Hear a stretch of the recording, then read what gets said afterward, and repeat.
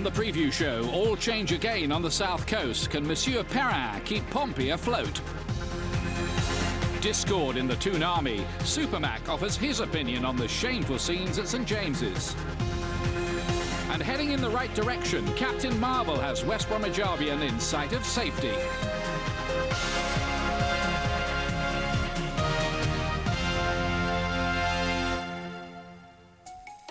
The goings-on at Fratton Park in recent months would have put many a soap opera to shame. Milan, Velamir, Harry, Joe and Jim were cast in the leading roles, but now, as the season draws to a close, Alain and David are taking centre stage. Pleased to announce that Mr. Alain Perrin is going to be manager of our club, and with some time of recruiting manager, he truly came as a top candidate for our club. At the same time, I couldn't find a better man in that our friend who's willing to help us out for the remaining 7 games to help Alan. It's Mr. David Pleat. For those of you with a knowledge of French football, Alain Perrin should be a familiar figure. He first steered Troyes from the amateur ranks to the UEFA Cup, and then at Marseille brought Champions League football back to the Stade Vélodrome. That love affair broke down in January of last year, and now, after a coaching stint in the United Arab Emirates, he's landed the top job at Pompey. I am here to give my experience from Marseille and to get more points as possible until the end of the season. I am very happy to join the Premiership and to come in England, because I think it's the best championship in Europe. Helping the Frenchman through his first few months in England will be David Pleat, who's accepted a consultancy role at Fratton Park. The 60-year-old has been on the outside looking in since parting company with Tottenham Hotspur at the end of last season. It's very simple. I'll be available when and where required to help in any way that he may wish to have, even if it's to teach him 1 or 2 words of English. So what of the good people of Portsmouth? What do they make of the new appointments? Anyone at the moment that's going to save us, to be honest with you. I haven't really heard a lot about this. I can't pronounce his name. I know he doesn't speak English. David Pleat didn't do a lot of Tottenham, did he? He almost took them down. We've got a team here to stay up, to be honest with you. Just have to see what happens. I thought we'd get Strachan, but we've got this Perrin, but hopefully do well. Got to give him a chance. The appointment came earlier than expected for Perrin, who thought he'd be joining in the summer. But he now has the task of keeping Portsmouth in the English Premier League. They're currently 16th, just 4 points above West Bromwich Albion, and this weekend they face Charlton at home. I see some videotape, and after that I don't want to change the training, because it's not the time to change something, and I am only to give confidence to the players, to help to approach the game. Like any good soap, events at Pompey are hard to predict, but having found a leading man, the fans will hope the storylines improve.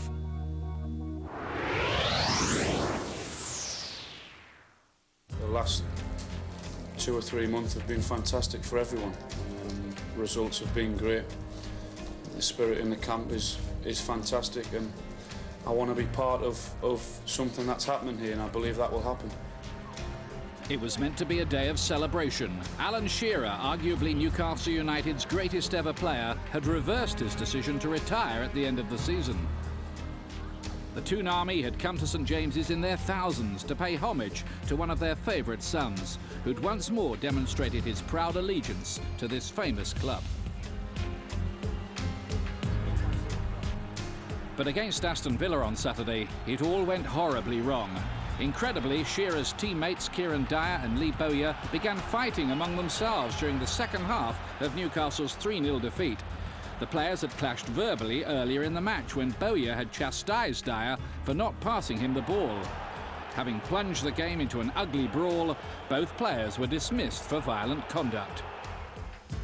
Immediately after the game, the club called an impromptu press conference at which both players expressed their disappointment and regret. We'd just like to apologise to the fans, the chairman, the managing staff, all the players, and everybody that's connected to Newcastle. We're teammates, and we have disagreements. We shouldn't be fighting in front of 50,000 people. And like you said, I'm deeply sorry for it, especially it's a crucial stage of the season. I have been told and been reassured by Kieran Dyer that he did not throw any punches today, that he was on the receiving end, and that's the road we'll be going down. I think Lee Bowyer is indefensible. I think he is guilty, as the pictures show, of throwing more than one punch, and he has to accept whatever punishment comes his way. In a statement later, Newcastle revealed that Bowyer's punishment would be financial, a fine of 6 weeks' wages, around £200,000, which has been ploughed into the club's academy. As for Dyer, he continued to receive the backing of his manager and chairman, and Newcastle launched an immediate but unsuccessful appeal against his red card. So what effect has the incident had on the club? One man who's more than qualified to answer that is Malcolm MacDonald. Super Mac is a Newcastle legend, of course. He scored almost 100 goals in a 5-year spell at the club and is now a local radio presenter on Century FM. I'm sorry, I don't wish to be cruel, that's been cruel. The people of Tyneside are livid and furious over the incident on Saturday. Not only have 52,000 witnessed it, it's been plastered over the back pages and some front pages of newspapers, not just in this country, not just in Britain, but all around the world, and worst of all, that billions upon billions upon billions of people have seen it over and over again on their television screens all around the world. Football is a global thing now, and the name of Newcastle United has been sullied to the worst degree. Shearer is a man who can repair that reputation, and he was quick to try and defuse the situation last weekend. As part of his new contract, he'll also have a coaching role and has been earmarked as Souness's long-term successor. I think Alan's got all of the qualities necessary without any shadow of a doubt, and he's a very even-minded guy, which will help. He's a deep thinker, but he also is an immediate reactor. Which is good. A very, very sensible, down-to-earth fella. And I think he'll do well. Shearer scored Newcastle's winner in a 1-0 UEFA Cup quarter-final first leg win over Sporting Lisbon on Thursday. An FA Cup semi-final with Manchester United is a week away, but on Sunday in the English Premier League, Newcastle go to Tottenham. I think the live wire's up front, but I like Ledley King very much at the back, but in the most part, the midfield and the defence, they don't convince me. And if there is a team that Newcastle can go and beat, then it's Tottenham Hotspur. But they failed to do that earlier in the season when Timothée Atuba scored the only goal at St James's. After the events of last weekend, a win would do Newcastle United the power of good.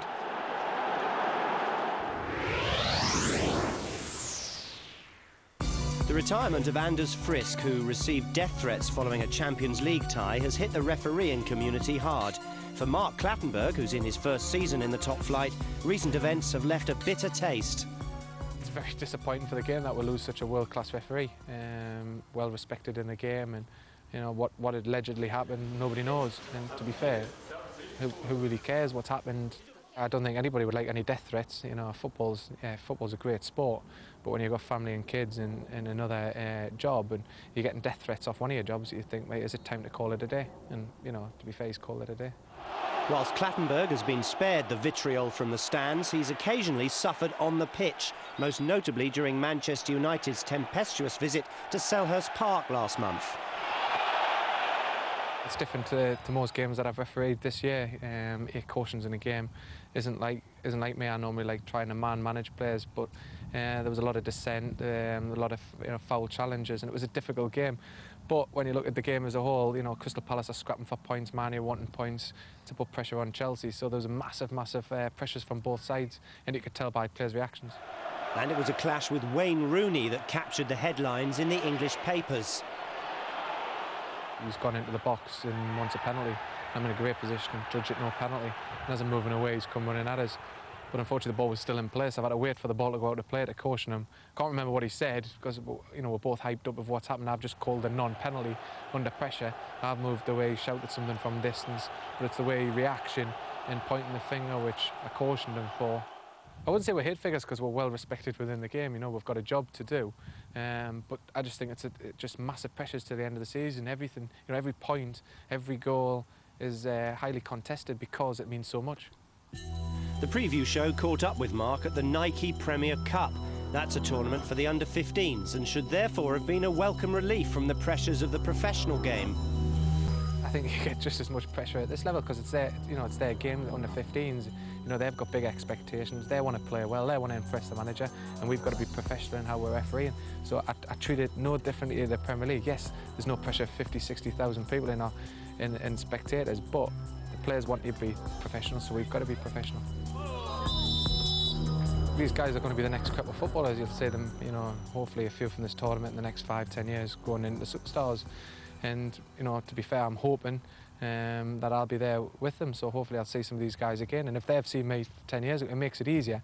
And then they know, you know, how I deal with things and I know how they react, and it makes things easier. Clattenburg has enjoyed a promising debut season in England's top flight. He's a natural communicator and his relaxed approach has been a big hit with the players, managers and the referees' assessors. He certainly made an impression on the coaches at this tournament. For a young guy, he's ref quite a few games this season, hasn't he? And I thought he handled himself brilliant. I know it's only youth football, but you know, I think he was a credit to refs. He was very, very approachable, and that's the thing I think that most coaches and most people from football clubs, you know, you like to be able to talk to refs, and you know, I know players certainly, obviously, having finished not too long ago myself, you like to be able to approach refs and have a little bit of fun with them and banter, and I think that improves the way the game goes. Clattenburg has already taken charge of 14 games in the English Premier League, an impressive tally for a top-flight rookie. Yeah, I love it. It's been, you know, a wonderful season so far, and I'm just so looking forward to the last few games of the season because, you know, we'll have a break of about 10, 11 weeks and then back into training, so, you know, I'll miss it. Newcastle's defeat by Aston Villa has seen them slip back into the bottom half of the Barclays English Premier League. They and Fulham have a game in hand over everyone else. Norwich and League Two side Cambridge are the only teams in England yet to win away this season.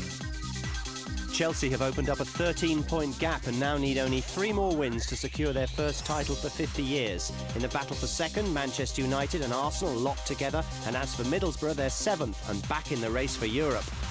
So impressed was Steve McLaren by Bolo Zenden last season, the Middlesbrough manager made the Dutchman's loan deal permanent during the summer, signing him from Chelsea on a 1-year contract.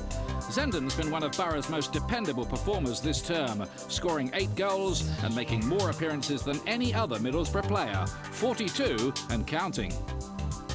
Bolo's been vital for us, one of the key players this season. He's shown so much consistency. Playing with him is easy. He passes well, shoots and scores. He's been exceptional. I think I've had a very, very decent season. I think I played very well. I played every single game.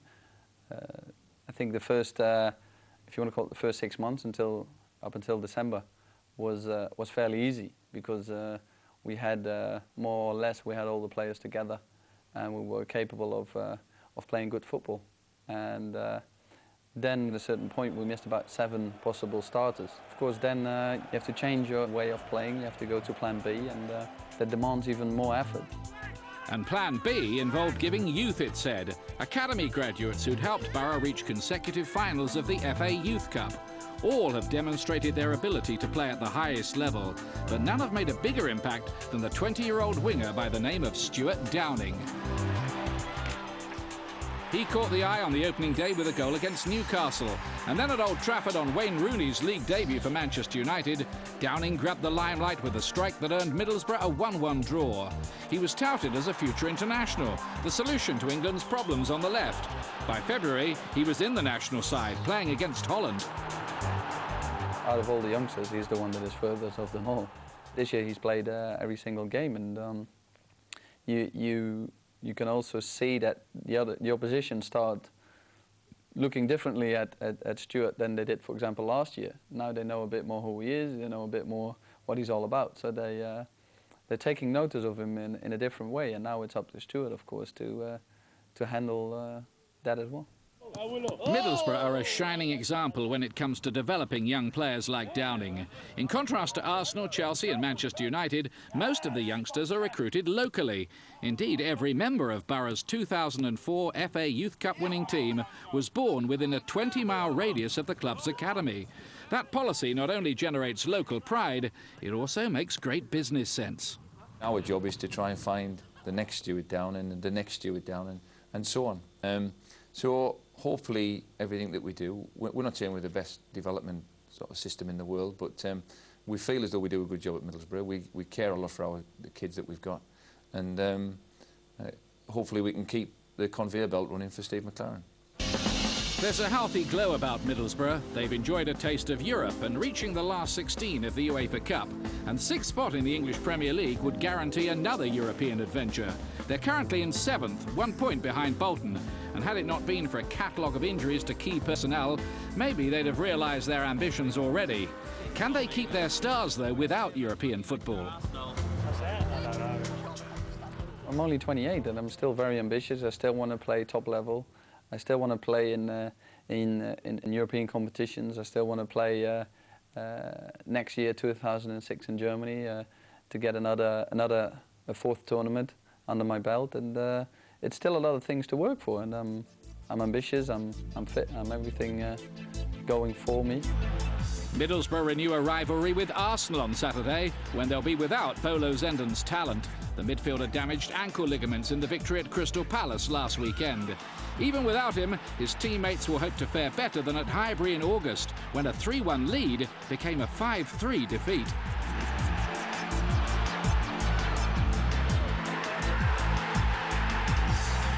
Obviously, the first game we played at Highbury was a fantastic game, strange game, and obviously in the end it doesn't give us anything. This time around, we got a new team. They've got some players back again. It will be a different game, and obviously I'm looking forward to that game.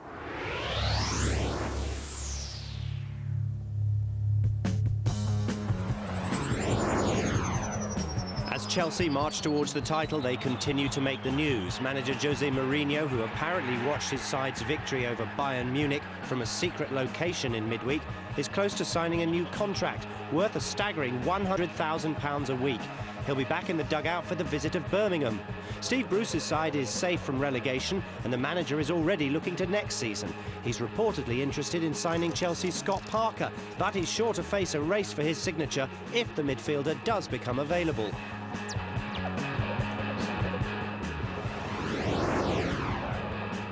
Norwich were outclassed by Arsenal last weekend and now have to face Manchester United.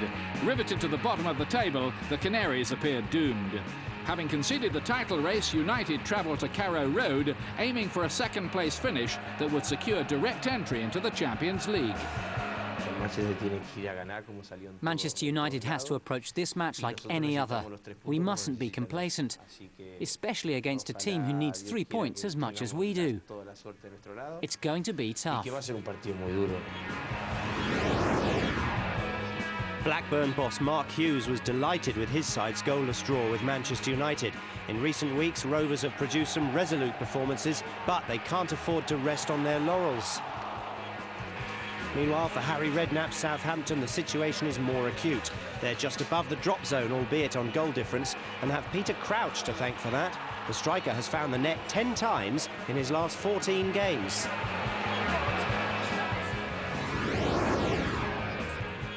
On Saturday, Manchester City face Liverpool for the 149th time.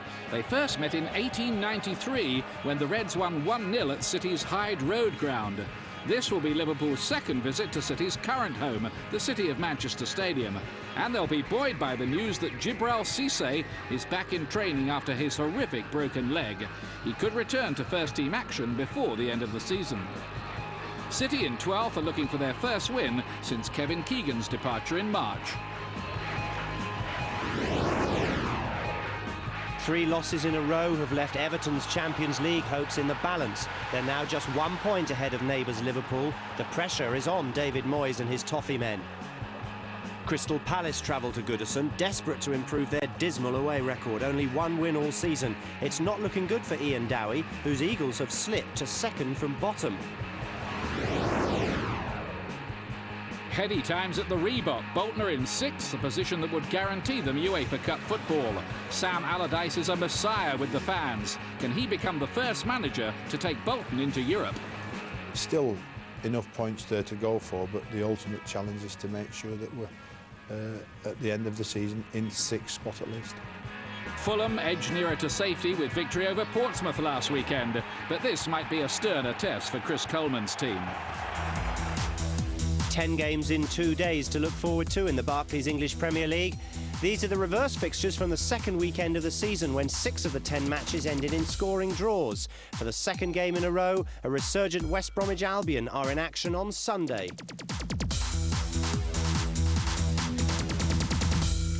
And West Brom are one of the form teams in the English Premier League at present.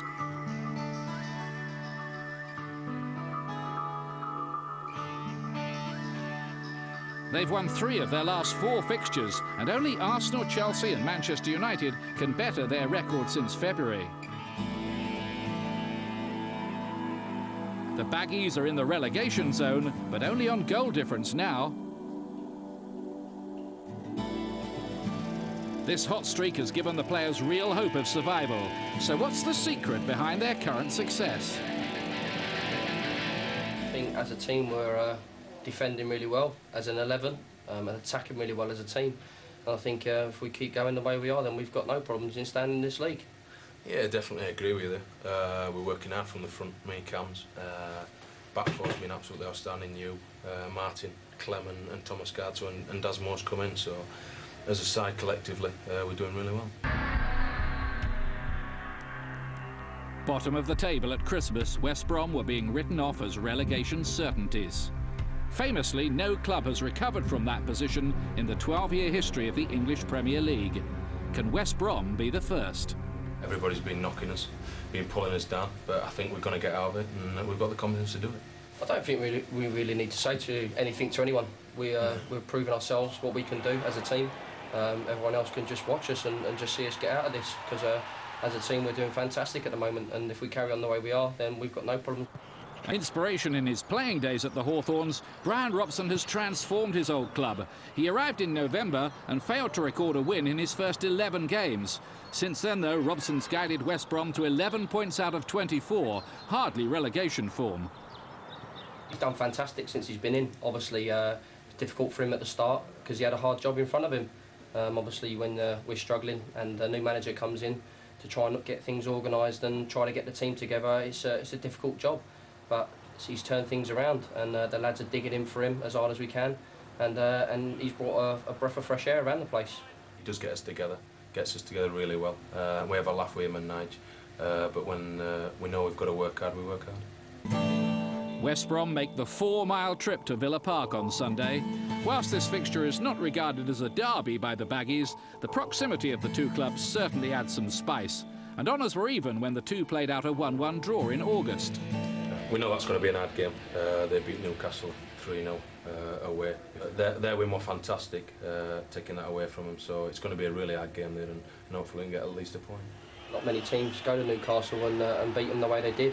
Obviously they were down to 8 men, but in front of 55,000 Newcastle fans it's very difficult, and Villa have done a fantastic job there, and we know it's going to be a difficult game for us on Sunday. The signing of Kevin Campbell in January has proved something of a masterstroke. The striker once steered Everton to safety from a similar position. He's breathed new life into the boot room at West Brom, and everyone's feeling the benefit. We've all got great belief here at the club. Confidence is high, spirit's fantastic. We're sticking together, and that's the way you should be in the team. Obviously, everyone's been writing us off, and we're proving people wrong, and we've got great belief here that we're going to stay in this league. I agree with you. From since Gaffer and Nigel have come in, We've always had that belief.